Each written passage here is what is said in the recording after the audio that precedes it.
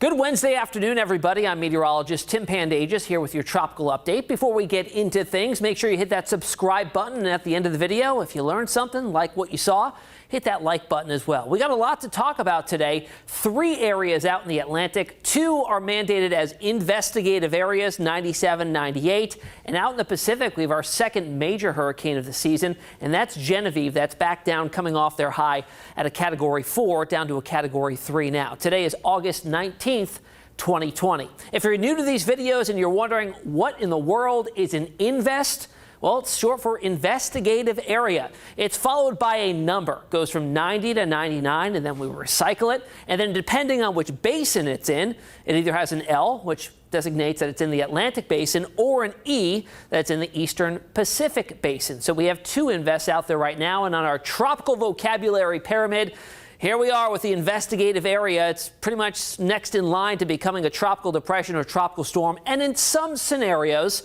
started in 2017, it could become a potential tropical cyclone. We've seen that a few times already this season. So where are we on the list here? Well, we've had 11 named storms so far, and we're not even halfway through the hurricane season yet. Keep in mind the average number of named storms per season is 12.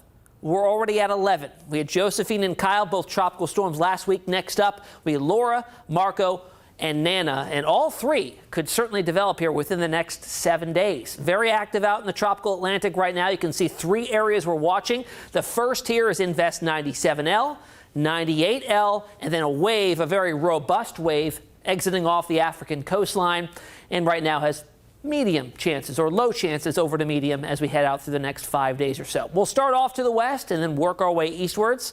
This is Invest 97L. You can see it here on infrared satellite imagery. This tells us the temperature of the cloud tops. When we see the white signatures, the black signatures here, that's cold cloud tops indicating that it's strong thunderstorm activity. Last couple frames here, certainly a flare-up of some convection, the thunderstorm activity, some signals that it could be starting to get itself a little better organized as it's pushing on off towards the west. Right now, within the next 48 hours, Hurricane Center says, moderate chances, 60% chance it gets a name, which would be either Laura or Marco, depending on if it develops before or after 98L.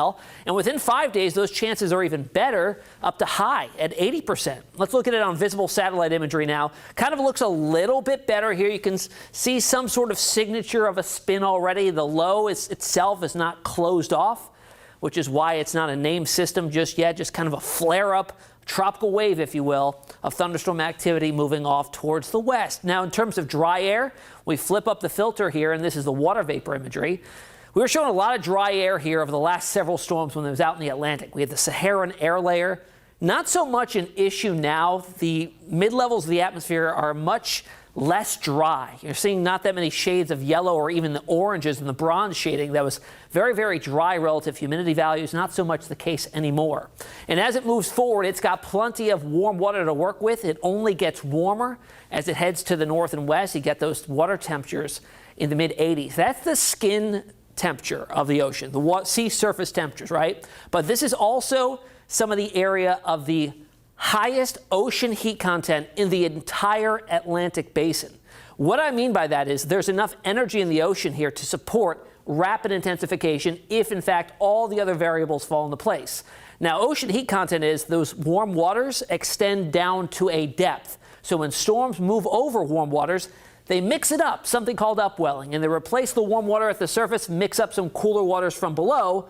In this case, when you have the water extending all the way down, several meters, several dozen meters in some instances, or even hundreds of meters, it just replaces the water at the surface with more warm water. So you got plenty of heat energy here to be used in development of a tropical system. What do the models see this as doing over the next 5 to 7 days or so? Well, most of it have a tough time developing it over the next couple of days. But once it gets into that warmer water, better conditions, there could be some development there before it makes potential landfall near the Yucatan Peninsula. And then once it enters the Gulf of Mexico, we've got waters there that are in the upper 80s to near 90 degrees. So even more heat energy is available there. So we'll really have to watch it. Let's switch it up and show you the GFS ensemble. This is the GFS model with 21 members. It's basically the same model run 21 times, changing the variables slightly to get a different outcome. Now, the majority of the ensemble members here have a tough time even developing it. In fact, only a handful, I can count like 3 or 4 of the members, have it surviving long enough to make it towards the Yucatan. So that shows you there that the GFS is kind of very bearish on this developing at all. We'll have to see how things play out here. All right, let's jump a little bit farther to the east and talk about 98L. Our next invest here, and notice the chances on that are high in both time frames of 48 hours and within 5 days. And just looking at its presentation on satellite imagery here, it looks much better, resembles more of what a tropical system should look like. Now, overall, it's a very large system too, and a lot of times it takes much longer for those large systems to kind of contract and get that very defined center. Now, if we switch things up and show you the visible again, you look at it here and you kind of say, you know, this right here looks like that defined center. But satellite-derived wind data shows that it's not quite there yet. Again, we're at 90% chances within the next 48 hours. So if we can get that wind data to show that there's a closed low here, because again, we're using satellites too far out in the Atlantic to send planes for recon missions, we could potentially get here either Laura or Marco within the next 48 hours as this continues to develop. It's in an environment that's conducive for it to grow. In terms of dry air, the water vapor imagery again here. Yeah, there is dry air out there, but not nearly as dry as it was just a week ago. So it's moistening up in the mid-levels of the atmosphere, and that's good for storms to develop. Not the best news, obviously, for land-populated areas. In terms of sea surface temperatures in this part of the ocean, yeah, they're warm too. Pretty much the entire Atlantic is running about a degree or so above average, and to you and I, it doesn't seem like much at all. But 1 degree is just that much more heat energy available for these storms to take advantage of to get even stronger. And we're talking low to even mid-80s as it tracks to the northwest. Model data on this, again, the GFS with the 21 members here. This is a little bit more concerning if it does stay intact. But notice here, a lot of these members take it over the highly mountainous terrain of Hispaniola and Cuba. If that was to occur, mountainous terrain, not good for storms to keep their structure. If it stays just to the north, like we saw with Isaias, then it should maintain its structure here. And we'll really have to watch this as we head in towards the weekend and beyond for seeing how it's holding together with its organized structure. Other computer models here, other tropical models, very similar. There's remarkable consensus here. And notice the clustering of these lines pretty far out in the future. Typically, you start to see that kind of diverge a little bit more. Not so much the case here. So pretty good confidence right now, at least on the center of whatever this storm becomes, tracking off towards the north-northwest. Now, our third wave hasn't been designated an invest yet, but it will be 99L probably within the next 24 to 36 hours. This very robust wave exiting the coast of Africa, just about to make it over the Atlantic. And once it gets there, it is a very conducive environment waiting for it. Very warm sea surface temperatures, mid-level moisture values, not bad, and also wind shear, just not a problem at all. So within the next 48 hours, pretty much zero chance of it developing, but it does shoot up within 5 days to 30%. And that's a recent update. It was 20% earlier today. This is a good time to talk about what is going to be steering these storms that are developing. We call them Cape Verde systems, development in the main development region of the Atlantic, which is just to the south here.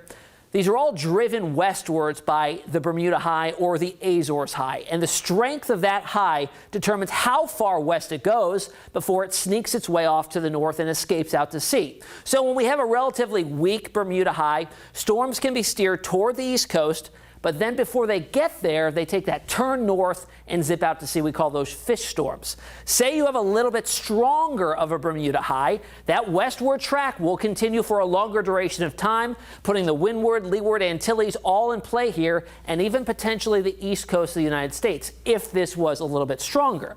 Now, say you have a scenario that you have a extremely strong Bermuda High that's encompassing most of the Atlantic.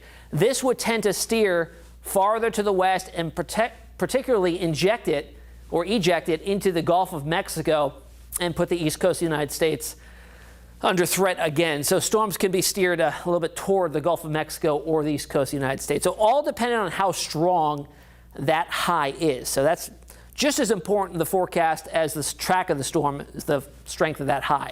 All right, let's jump over the Pacific quickly because we have one named storm out there, and that is Genevieve. second major hurricane of the season in the eastern Pacific. And it's a pretty impressive looking one on satellite imagery here. It has a cleared out eye. It was up to a Category 4 yesterday, has now weakened a little bit down to 115 miles per hour winds, which is a Category 3. It's the seventh named system, the second major. And next up is Hernan, if anything does develop behind this. But the forecast track on this, the Baja area of California here in Mexico, showing some hurricane warnings up for the next few days as it passes by pretty close, not making landfall, but staying just offshore. And then as it moves into gradually colder sea surface temperatures, we'll see it away from its water source or its heat source, fuel source, and it will start to rapidly weaken. All right, that's all we got for today. If you like what you saw, hit that like button, or you can find me on social media, meteorologist Tim Pandajis on Facebook, Instagram, and on Twitter. Enjoy the rest of your Wednesday.